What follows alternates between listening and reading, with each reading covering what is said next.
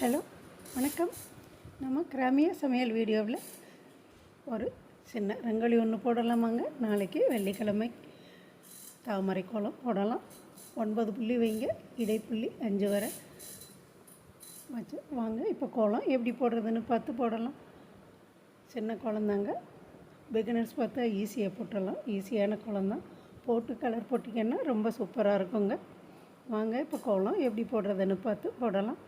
நம்ம சேனலில் இதுவரை சப்ஸ்கிரைப் பண்ணாமல் இருந்தீங்கன்னா சப்ஸ்கிரைப் பண்ணிடுங்க. நன்றி, வணக்கம். பாருங்கள், அவ்வளோதான், கோலமே முடிய போகுது. போட்டு கலர் போட்டு கோலம் எப்படி இருக்குதுன்னு பார்க்கலாமா? நன்றி.